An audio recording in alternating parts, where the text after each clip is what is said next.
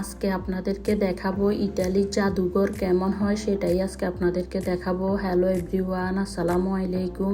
কি অবস্থা সবাই, কেমন আছেন? এই তো আমরা আজকে ছুটির দিন চলে যাচ্ছি ঘোরাঘুরির উদ্দেশ্যে।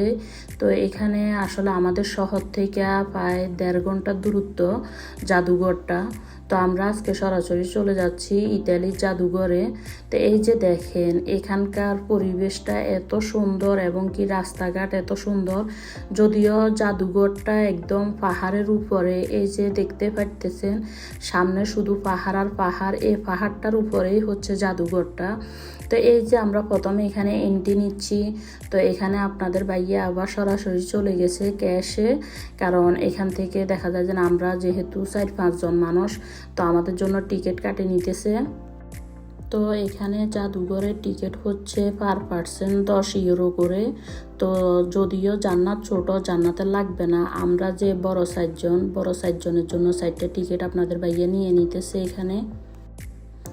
আর এই জাদুঘরটা আপনার সন্ধ্যা 7টা পর্যন্ত খোলা থাকে। তো দেখা যায় যে আমরা আসছি, দেখা যায় যে বিকেলবেলা, ওই দিন সকালবেলা অন্যান্য কাজ ছিল, সকালবেলাও বের হয়েছি। দেখা যায় যে নিজেদের কিছু দরকারি কাজ ছিল, ওইগুলো শেষ করে আমরা এখানে আসতে আসতে যদিও একটু লেট হয়েছে, একদম মানে বিকেল শেষে আসছি।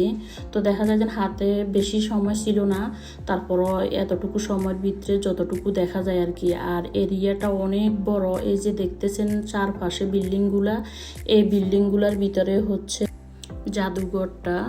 তো এই যে আমরা এখন সরাসরি ঢুকে গেলাম। এই যে এখানে প্রথমে দেখতে পাচ্ছি বিভিন্ন রকমের বানর, আর ভিতরে সিনারিটা এত সুন্দর যেটা বলার বাহিরে। প্রত্যেকটা দেখা যায় যে গ্লাসের বক্সের ভিতরে আর কি দেখা যায় যে বিভিন্ন রকমের প্রাণীগুলা। এই যে এখানে জানা অজানা অনেক কথাই এখানে সব কিছু ডিটেলসে লেখা আছে। এই যে এখানে দেখতেছেন কচ্ছপ, তারপরে যায় বিভিন্ন রকমের বানর এবং কি বাঘ, মানে যত রকমের প্রাণী আছে এখানে সব তারা ডিসপ্লেতে দিয়ে রাখছে। এবং কি আবার এখানে আপনি ইচ্ছে করলে গুগলে যাইও সব কিছু দেখতে পারবেন, ওরা সব রকমের ব্যবস্থা এখানে রেখেছে। এই যে আমি যে বললাম আসলে জায়গাটা একদম পাহাড়ের উপরে, এই যে আমি একটু জানালা দিয়ে আপনাদেরকে বাইরে সিনারিটাও দেখাইতেছি।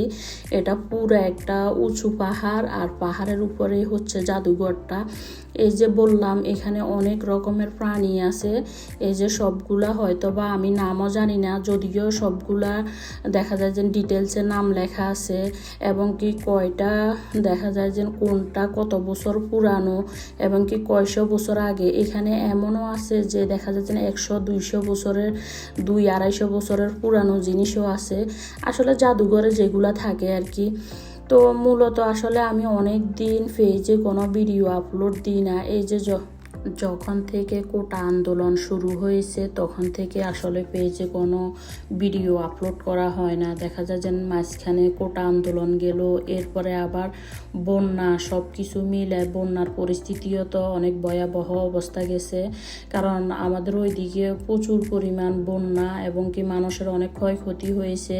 সব কিছু মিলায় আসলে মন মানসিকতা ভালো ছিল না, এই কারণে অনেক দিন হয়ে গেছে পেজে কোনো ভিডিও আপলোড দিই না। আর এই যে কথা বলতে বলতে আপনাদেরকে একটু একটু করে ভিডিও দেখাইতেছি।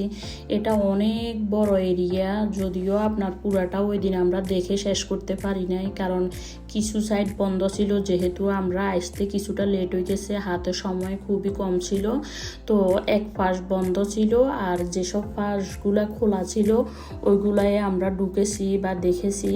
তো যাই হোক, এরপরও একটু একটু করে ভিডিও নিছি, সবগুলো তো আসলে দেখা সম্ভব না, ভিডিও অনেক লং হয়ে যাইতেছে, তো এই কারণে একটু একটু দেখাইতেছি আপনাদেরকে।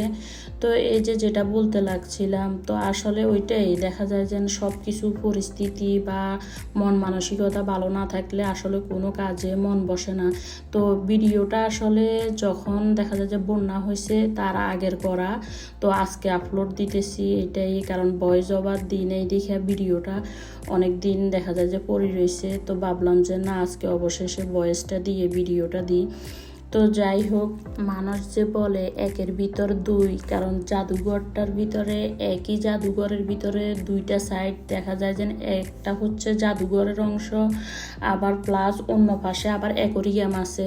তো এটা আমার কাছে সবচাইতে বেশি ভালো লাগছে। দেখা যায় যে এক জায়গায় যাই, দেখা যায় যে দুইটা জিনিস উপভোগ করা যায়। তো এটার পাশাপাশি আবার অনেক বড় এরিয়াতে তারা আবার অ্যাকোরিয়াম সিস্টেম করে রাখছে, বিভিন্ন রকমের মাছ অ্যাকোরিয়াম, বা ওইগুলো আসলে আপনাদের সাথে আলাদা ভিডিওতে শেয়ার করব, কারণ সবটা যদি একই ভিডিওতে শেয়ার করতে যাই ভিডিও অনেক লং হয়ে যেতেছে। তো যার কারণে ওই অ্যাকোরিয়ামের ভিডিওটা আমি আলাদা আপলোড করব। ভিডিওর ফাঁকে একটা কথা বলে নিই, আমার পেজটা আপনাদের কাছে কেমন লাগে, আমার ভিডিওগুলো আপনাদের কাছে কেমন লাগে অবশ্যই কমেন্টে জানাবেন। আর যদি আমার ভিডিওগুলো যদি আপনাদের কাছে ভালো লাগে, আমার পেজের সাথে থাকবেন। তো পেজে লাইক কমেন্ট দিয়ে সাথে থাকবেন আমাদের সাথে। আর আপনারা কোন ধরনের ভিডিও দেখতে পছন্দ করেন কমেন্টে কিন্তু জানাতে পারেন, তাহলে ওই ধরনের ভিডিও করার চেষ্টা করব। আপনাদেরকে এখন দেখাবো ডাইনোসরের ডিম।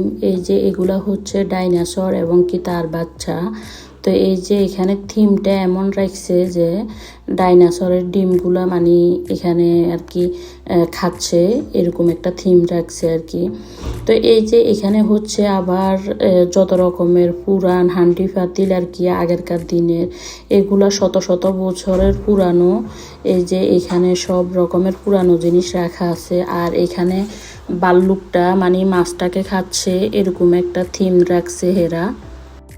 তো এখানে মেয়ের বাবা মেয়ের কিছু ছবি উঠাই নিল, সুন্দর সুন্দর কিছু পিকচার উঠাইলো। তো আমরা সবাই আবার এখানে ঘুরি ঘুরি কয়েকটা পিকচার উঠাইলাম। ওই যে যেটা বললাম, এত বড় এরিয়া, মানে পুরাটা ঘুরি শেষ করার মতো না, এবং কি আপনাদের সাথেও পুরাটা ভিডিও শেয়ার করতে পারতেছি না, কাটি কাটি মাঝখান থেকে একটু একটু শেয়ার করতেছি। এরপরও ভিডিওটা অনেক লং হয়ে গেছে, যার জন্য দুঃখিত। এই যে এখানে দুই পাশে গ্লাস, তার পাশে হচ্ছে বিভিন্ন রকমের সিনারি। তো এখানেও আমরা কিছু দাঁড়াই আর কি ছবি উঠে নিলাম। তো আজকের ভিডিওটি এখানে শেষ করলাম। আল্লাহ হাফেজ।